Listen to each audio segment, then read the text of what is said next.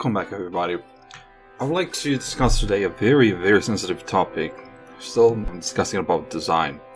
And it's more about fashion design and the current campaign that was launched over the internet with this sort of like very, very gruesome video. More than gruesome, is actually shocking, because we have PETA shocking shoppers with a beating heart in luxury leather accessories. So there's a video online made by PETA, the Animal Rights Association, that wants to promote the awareness for animal cruelty when we deal about leather working or leather goods. So the images are very, very, very shocking because they depict these very nice and fancy leather bags. As soon as you unzip them, you see like a beating heart with muscles and tears and blood.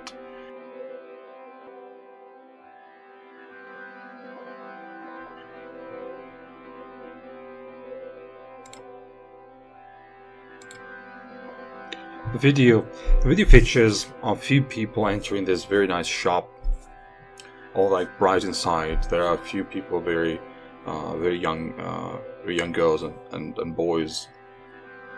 But I do think that a few of them are just actually actors. They're there just to look good.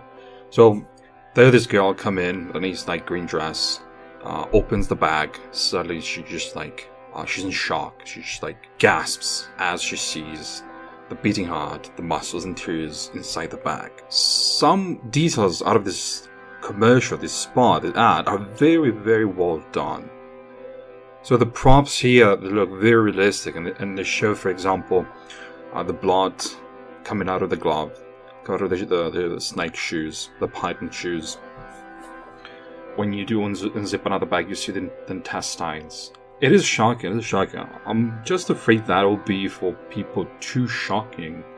And especially if you do go about telling something that's a bit more conceptual to the world of fashion, that somehow it does appear a bit too shallow, in my opinion. But PETA is quite known to do this shocking campaign, because the way we approach the new century is we approach the new year, and we think about should we continue to pursue the production of leather goods. However, it has been with us for many millennia, since mankind started crafting tools in the Stone Age. Leather hide goods, leather skins, pelts, they've always been with us. The relationship between man and animal, from food production for survival and for creating of the clothes to protect from the element for the long harsh winters, especially during the Ice Age. So some people might argue there was a thing with the past where technology was very, very, very basic, very rudimental. Nowadays we are to promote a more sustainable. I agree. We are to do something more sustainable. However, it puzzles me that fashion industry, the other industry that lies that spins around the leather goods, can't be immediately shut down from today to tomorrow, and the economic repercussion would be very drastic and somehow ridiculous if you don't think how we're going to do this progressively.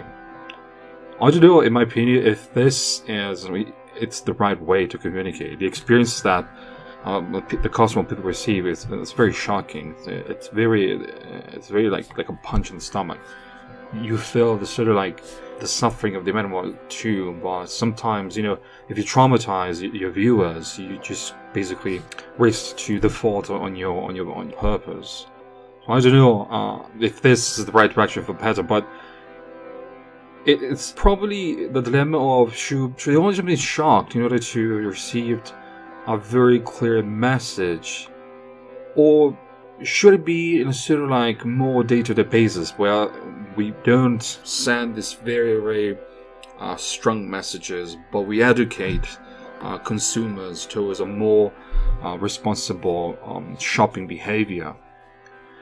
Nonetheless, we have to also think that not everybody is smart enough to understand the consequences of poaching or the animal skinning and the trade in the leather good. There are people who portray the legal trade of animal goods because right from the get-go they are very, very absurd, ignorant, and disgusting people. On the other hand, there are people who once every year, once every 5 or 10 years, they indulge in buying leather goods. Now, I don't think we can't accuse people, random shoppers, being the culprits of this old sort of infamy of the animal skinning.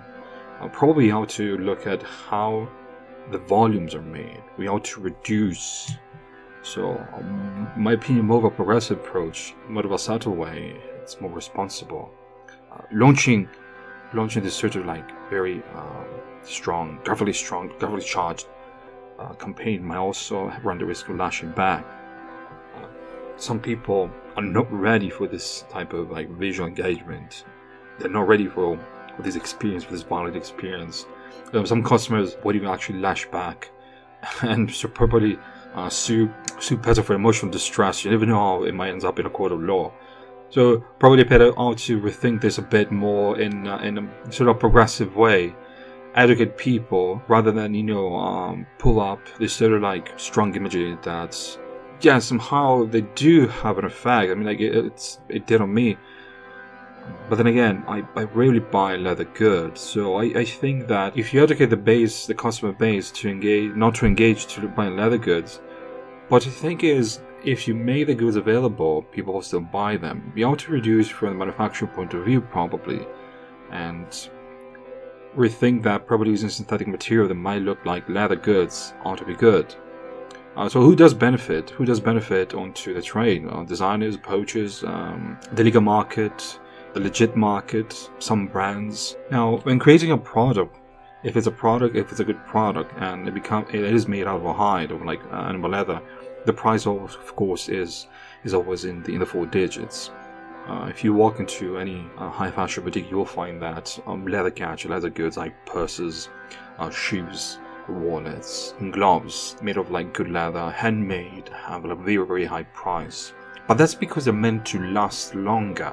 That's the issue. A handmade product, a handmade coat, a handmade purse that is truly crafted from passion from a good brand and a good artisan is supposed to last for many years. It's not something that you will throw away seasonally or after 1 or 2 years. It's an investment. It's like purchasing something that it will be with you for the next at least 10 years.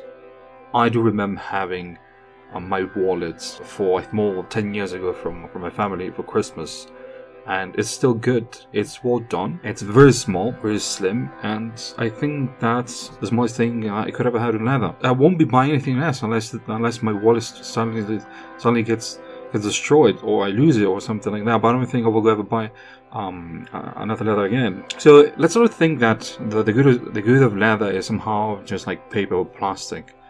Probably it's about the distribution that increases the amount of market request. But then again, a responsible usage of leather goods versus a mass production. And who is driving the demand? The East Asian market, the Middle East market, that's where the new billionaires are. The Western world has drastically shifted its wallet towards other countries of the world, other continents. So who is buying mass leather goods? The Asian market, China, Japan, countries like Saudi Arabia, Qatar, the Kuwait. Those were the money's at, they were the new customers. If you go to European cities like Paris, Milan, Rome, or London, you will see many people coming from Asia for the Middle East. Very wealthy people buying very expensive clothes, leather goods. So I don't know, statistically I don't have the numbers to say it's that sheer market. But then again, I think that the average Joe, the average Jane doesn't have the ability to spoil so much. So educating people, it's a very progressive way. But I think the PETA, it's truly going beyond the purpose of actually doing something right. I think, yes, it's shocking, yes, it sent the message, but I think it's an overkill of the message right here. Also, you can't pretend that you will broadcast this commercial on TV. I don't even think that this is on TV. I think this is only available on the internet. Because you can't put it at 12 o'clock or 2 o'clock where the kids are watching this, or like people that were very sensitive to this sort of like animal cruelty. They're gonna be like emotionally stressed. It's not like for everybody's taste, everybody's eyes. So definitely, like, concluding this PETA, yes, there are the good intentions, there are good purposes, but they are to do it in a more progressive, at a more sort of like educational level, rather than just like slap you in the face. Because otherwise, then again, this thing, it's going to lash back, and then their effort to educate people would truly be just like be worthless.